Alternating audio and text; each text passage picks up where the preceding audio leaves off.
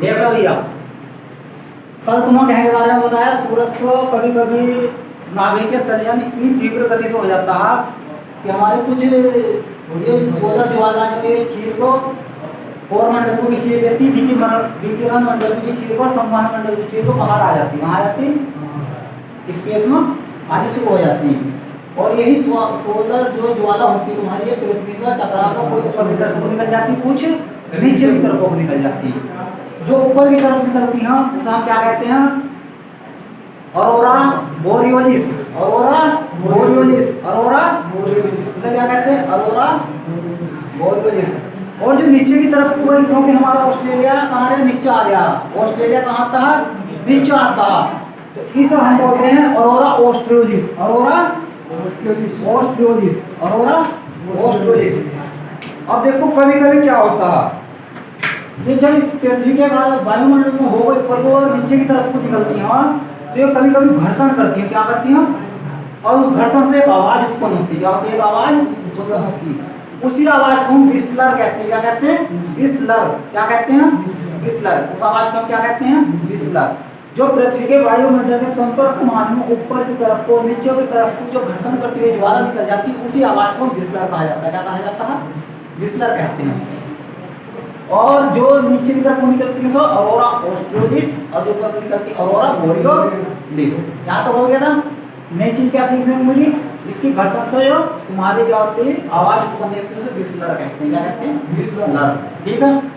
अब तुम एक चीज और देखो, इसी से सबसे ज्यादा बाधा कहाँ आती है? जब हमारे वायुमंडल में ये इसका इनका कोई निश्चित टाइम नहीं होता। क्या? इनका कोई निश्चित टाइम नहीं होता। इनका कोई निश्चित टाइम नहीं होता। कोई अभी तक वैज्ञानिक इसको कोई निश्चित टाइम नहीं लगा पाए।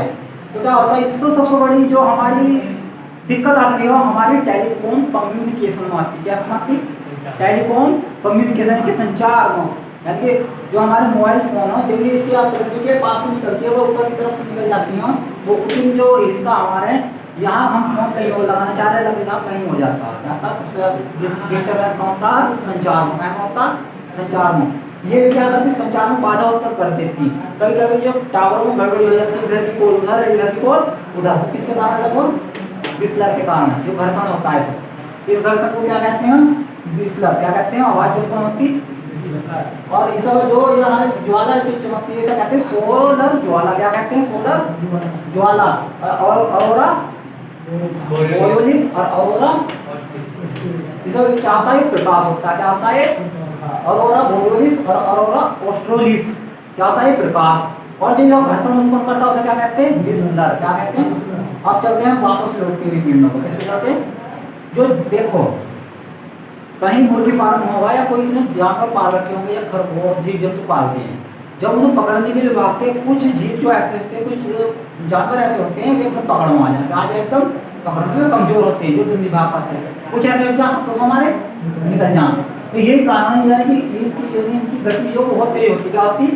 टेम्परेचर बहुत हाई होता है, तो बाहर से जाती है, जिनका टेम्परेचर कम होता है वो वापस सूरज में खींच लेता है। तो ये हमारे सूरज को दूरदर्शी को देखने को यहाँ वापस दो टिकने की स्पॉट बना दे। क्या बना दे? स्पॉट। इसे ही सौर कलंक है, काले रंग की दिखाई देती है। कैसे दिखाई देती है? काले रंग की। कैसे दिखाई देती है? यानी कि सूरज के बाहरी परत पर हम जब हिस्सा देखते हैं काले रंग का दिखाई देता है, इसे ही सौर कलंक कहा जाता है। क्या कहा जाता है इसे? सौर कलंक। इसे क्या कहा जाता है? सौर कलंक। क्योंकि बाहर बाहर क्या होती है, इनकी रोशनी तो कम रहती है, इनकी तेज रहती है। जब बाहर तेज रोशनी पड़ती है इसका इफेक्ट इनको पड़ जाता है, काले रंग के धब्बे दिखाई देने लगते। क्या दिखाई देने लगते? इसे ही सौर कलंक कहते हैं। क्या कहते हैं? सौर कलंक। अगर कोई पीएचडी की तैयारी कर रहा हो तो उसके लिए क्या कहते हैं कि इसका टेम्परेचर कितना होता है? इसका टेम्परेचर होता है तुम्हारा 4000 से लेकर 1500। कितना होता है? 4000 से लेकर 1500 डिग्री सेंटीग्रेड। और इसका जो निकल कर जाना चाहिए, इसका क्या मान लेते हैं? 6000। क्या मान लेते हैं? 6000 डिग्री सेंटीग्रेड। लेकिन अगर जो एसएससी की तैयारी कर रहा है उसके लिए सिर्फ कितना रखना कि इनका जो तापमान होता है कितना होता? 1500। अगर पीएचडी को हो सके तो पूरा बताना पड़ेगा कहाँ से लेकर कहाँ तक। लेकिन एसएससी सीजीएल टीजीएल जिसमें भी प्रश्न आते हैं कितना आए?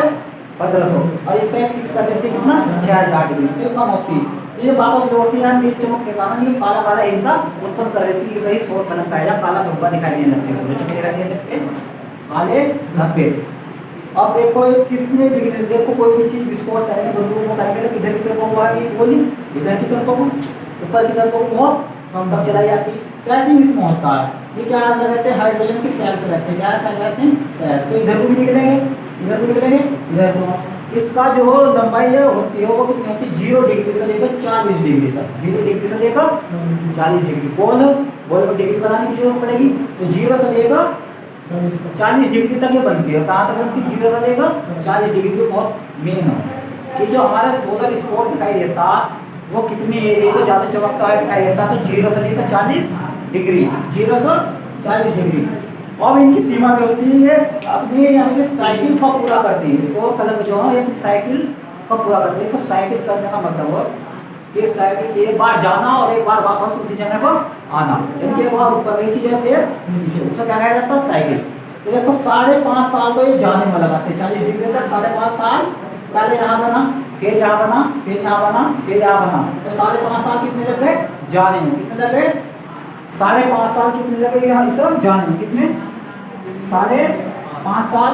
इस स्पोर्ट की जब पहले यहाँ बना, यहाँ से वो है 16, यहाँ से निकल गई, फिर यहाँ सोलर स्पोर्ट रोड की ऐसी रहती हैं, फिर यहाँ तक पहुँचने में कितना लगा इन्होंने, 5.5 साल। फिर वापस आएंगे, तो वापस आने में कितना टाइम ले लिया इन्होंने, 5.5 साल। तो टोटल साइकिल कितने साल में बनी, 11 साल में टोटल साइकिल अपनी पूरी करती सोलर स्पोर्ट। क्या करती, सोलर स्पोर्ट 11 साल में अपनी पूरी साइकिल करता है। ठीक, इतना पता चल गया।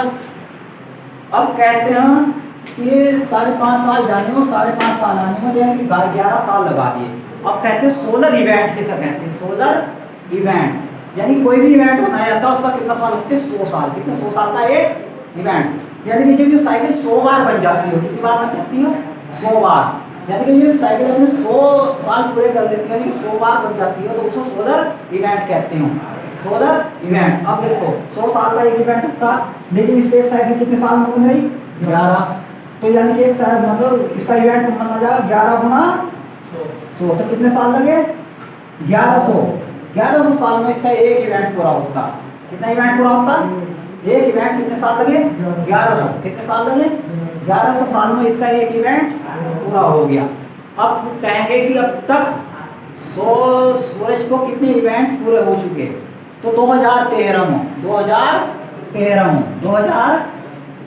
में कितने इवेंट पूरे हो गए, 23। कितने हो गए, 23। क्यों कहेंगे भाई, ये वैज्ञानिक तो न्यूटन जब से बने, जब से इन्होंने सोलर सिस्टम को समझा कोपरनिकस ने, तो ये तो अभी फिलहाल की हो। सूरज को तो 5 अरब से भी ज़्यादा, 5 अरब के लगभग साल हो गए बने हों, तो अब तक तो पूरे बहुत सारे इवेंट बन जाते हैं। भाई डेट वो नहीं देखी जाती जब से बने हों, डेट जो देखी जाती है कब से लिखित प्रमाण मिला।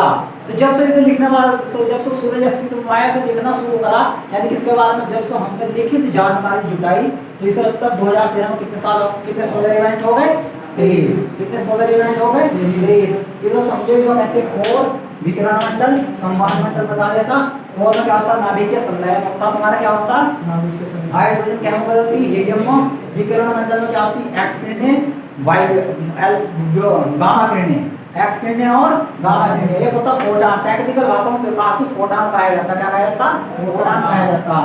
अब आगे संवहन मंडल, संवहन मंडल में होता क्या है, देखो संवहन मंडल में तुम्हारे हाइड्रोजन के सेल्स बन जाते हैं। क्या करते हैं, सेल्स बन जाते हैं।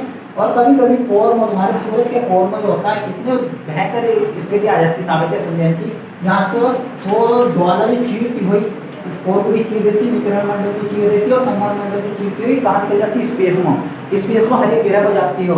ऊपर की तरफ जो तुम्हारा पृथ्वी से टकरा जो वापस जाती है, वायुमंडल इसलिए बना हुआ है कि हमारी पृथ्वी को नुकसान ना हो, तो इसलिए वापस निकलते हैं। क्या करती है, हमारे साथ जीने के लिए बहुत बढ़िया काम कर रखा ऊपर वाले मान लो, यानी कि भगवान जो भी हो उसने ऐसा बना दिया पृथ्वी को कोई भी चीज नुकसान नहीं पहुंचा सकती। भाई उसने भी जाना किस तरीके से रचना करी कि पृथ्वी कोई जीवन हो, अभी तक तो पृथ्वी को मिला ही है और कहीं थोड़ी जीवन हो, तो उन्हें इस तरीके से बना रखा।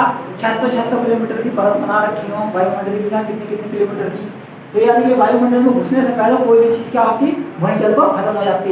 उनका पिंड भी गिरते हैं धरती को, तो बीच में क्या होता है, जल को खत्म। जिस टाइम पृथ्वी से घर्षण करते हैं वायुमंडल से, तो वो जल न लगते, क्या होते, क्योंकि एक तो उनकी स्पीड और एक वायुमंडल गणों की, जब उसमें संपर्क में आते हैं तो उस गति से जल को क्या हो जाते हैं, लास्ट मतलब वे धरती पे गिर जाएंगे एक टाइम गिरे थे, डायनासोर के टाइम में हुई थी, एक उल्का पिंड आकर गिरा था, उसका नाम पता नहीं वीडियो में। जब वो गिरा था उसने धरती का क्या करते तबाह कर दिया था, डायनासोर को क्या करते था तबाह। इसीलिए कोई भी उस टाइम को खास इतना वायुमंडल बड़ा नहीं था, लेकिन आजकल वायुमंडल बढ़िया है, फिर भी बनता बनता ही बना पृथ्वी जैसे जन्म हुआ। तो जो भी चीज यहाँ वायुमंडल में प्रवेश करती हो तो वो जल को ऊपर क्या हो जाती, नष्ट हो जाती हो। कल्पना चावला ने गलत एंगल से घुसने का प्रयास करा, ऐसा बहुत सारे रीजन निकल पाओ कि जाने में भी गड़बड़ी हुई थी, आने में भी गड़बड़ी हुई थी। आने में जो गड़बड़ी हुई थी वो गलत एंगल से प्रवेश करके ऊपर ही जल को विमान ब्लास्ट करेगा। तो वायुमंडल में जो भी चीज घुसेगी वो क्या हो जाएगी, ऊपर ही जल को खत्म हो जाती है। जिसको तुम कहते हैं टूटता हुआ तारा गिर गया, वो टूटता तारा नहीं होता, वो उनका पिंड के टुकड़े होते हैं, उनका पिंड होता है, वो वायुमंडल में जलते हैं, तीव्र गति से जलाते हुए जलना शुरू करते हैं। तो तुम्हें बता दिया ना, तो ऊपर की तरफ जो सोलर ज्वाला चमकदार जो चीज हमें चमकी उसे कहेंगे ऑरोरा। क्या कहेंगे? ऊपर की तरफ जो निकल गई उसे कहेंगे ऑरोरा बोरियोलिस, और नीचे की तरफ जो निकली उसे कहेंगे ऑरोरा ऑस्ट्रियोलिस। यानी कि ऊपर की तरफ जो सोलर ज्वाला चमकदार हिस्सा निकला, ऊपर की तरफ जो चमकदार हिस्सा निकला उसे कहेंगे ऑरोरा बोरियोलिस, और नीचे की तरफ जो नीचे चमकदार हिस्सा में चमका पृथ्वी से उसे कहेंगे ऑरोरा ऑस्ट्रियोलिस। और जो घर्षण से, सुनते रहो भाई इधर देखो, जो घर्षण से आवाज उत्पन्न हुई उसे कहेंगे विस्लर। और इसी डिस्टरबेंस के कारण हमारे टेलीकॉम कम्युनिकेशन में डिस्टरबेंस उत्पन्न हो जाती है। इसके कारण घर्षण के कारण जो हमारे फोन में डिस्टरबेंस होती है, कभी टावर भाग जाते हैं, कभी कुछ हो जाता है, कभी रेंज नहीं आती हो, कभी कुछ हो जाता है। ऐसा टावर क्या, टावर थोड़ी भाग जाएंगे, रेंज भाग जाती है, आपकी रेंज भाग जाती है। अब वो ना गाँव की भाषा में टावर चले गए, ऐसा कुछ होता। मोबाइल को क्या, मोबाइल के डंडे चले गए, बैटरी को डंडे वंडे कुछ नहीं होता, हमारी रेंज भाग से जाती है, हम पोल कहीं लगाना चाहते हैं, लग किसी और पर जाती है। खासकर किसी ना एक के साथ ऐसी सिस्टम होगा तो इसलिए काम होता है। वैज्ञानिक इसे पकड़ने में नाकाम कर रहा है, इसका कोई निश्चित टाइम कोई समय नहीं हो कि कब आ जाए। ठीक है, बस आज के लिए इतने।